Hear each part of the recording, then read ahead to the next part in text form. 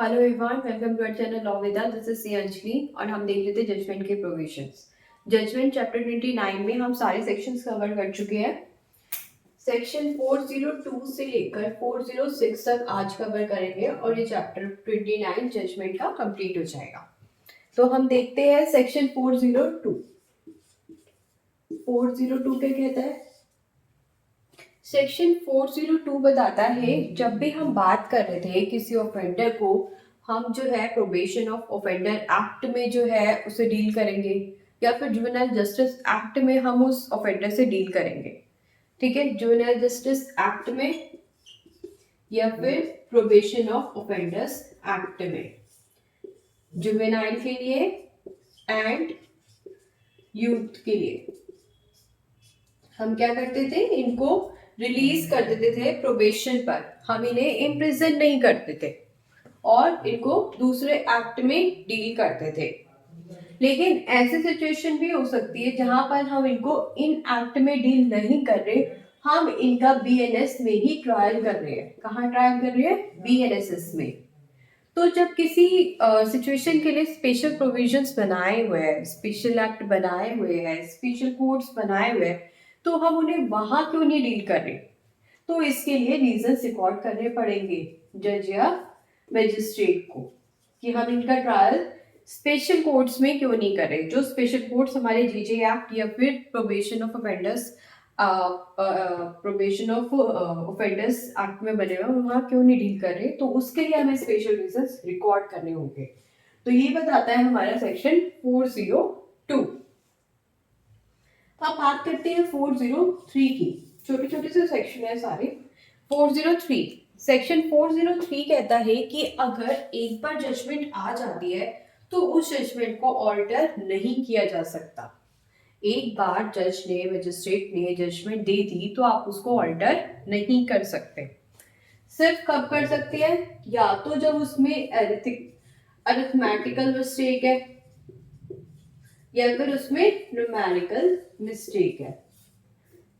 जज भी जो है वो भगवान तो होते नहीं है, इंसान ही होते हैं, तो वो भी मिस्टेक्स कर सकते हैं।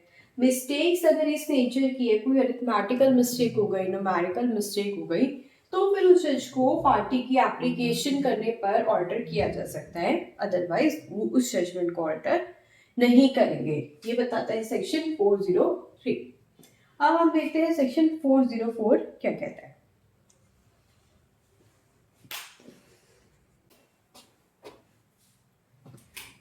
सेक्शन 404। सेक्शन 404 किस बारे में बात करता है? जब हमारी जजमेंट बनके तैयार हो जाती है तो अब इस जजमेंट की कॉपी हमें किस किस पर्सन को देनी है, ये बताता है 404। तो कॉपी ऑफ जजमेंट।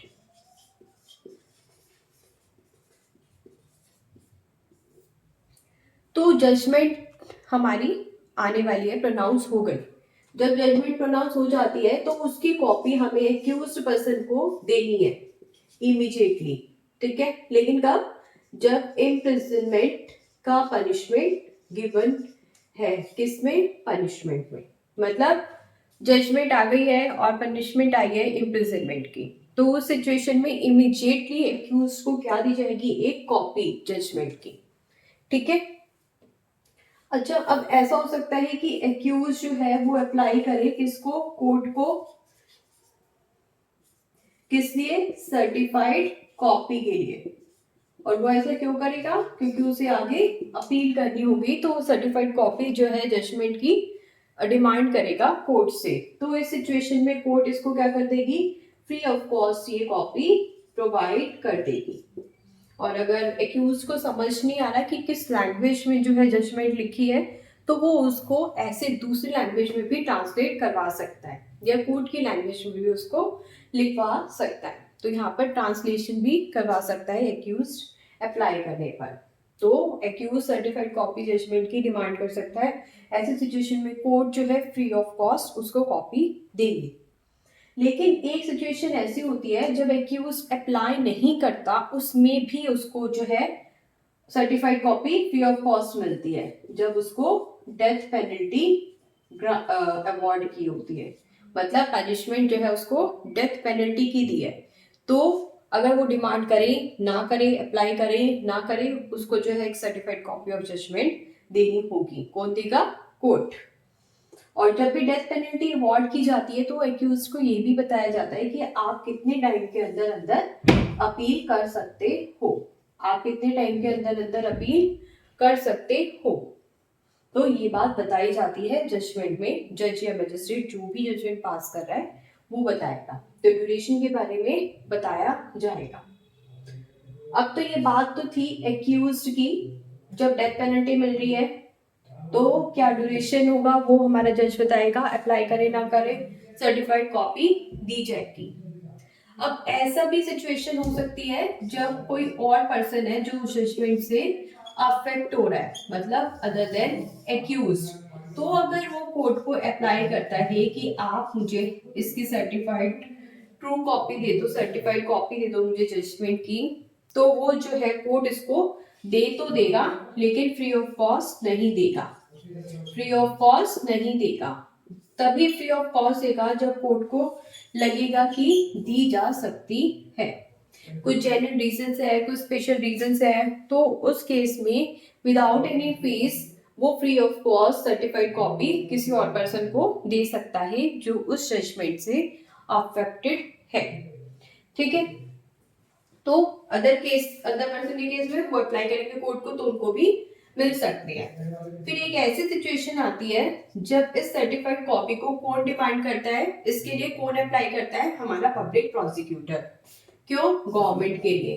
तो ऐसी सिचुएशन में भी free of cost certified copy को प्रोवाइड किया जा सकता है, सर्टिफाइड कॉपी को प्रोवाइड किया जा सकता है। अब इसके रिगार्डिंग रूल्स कि फ्री ऑफ कॉस्ट जो है हमें देनी है या नहीं देनी सर्टिफाइड कॉपी, कौन बनाएगा रूल्स? हमारी हाई कोर्ट। तो हाई कोर्ट जो है रूल्स बनाएगी। सेक्शन 405 एंड लास्ट इज 406, दोनों छोटे छोटे से सेक्शन है। 405 बोलता है अगर जो भी जजमेंट आ गई ओरिजिनल जजमेंट वो अब हमारी प्रोसीडिंग का एक रिकॉर्ड बन जाएगी, और अगर इस पार्टी कहती है कि इसको दूसरे लैंग्वेज में कन्वर्ट कर दो तो वो भी किया जा सकता है, जो लैंग्वेज अंडरस्टैंडेबल है, या फिर कोर्ट के लैंग्वेज में उसको ट्रांसलेट किया जा सकता है। तो जो भी ओरिजिनल जजमेंट आएगी वो किसका पार्ट बन जाएगी? रिकॉर्ड का। और इसको ट्रांसलेट करने के लिए पार्टी जो है एप्लीकेशन लगा सकती है। 406 के कहते हैं जो हमारे कोर्ट ऑफ सेशन होते हैं या फिर सीजेएम होते हैं वो क्या करेंगे, वो डीएम को जो भी उन्होंने जजमेंट पास किया उसकी कॉपी सेंड कर देंगे। तो हमारे कोर्ट ऑफ सेशन और सीजेएम जो है डीएम को जजमेंट की कॉपी भेज देंगे, सेंड कर देंगे। तो ये थे छोटे छोटे सेक्शन 402 से लेकर 406 तक, और इस तरीके से हमारा जजमेंट वाला चैप्टर कंप्लीट हो गया। नेक्स्ट क्लास से हम देखेंगे नेक्स्ट चैप्टर 30। Thank you.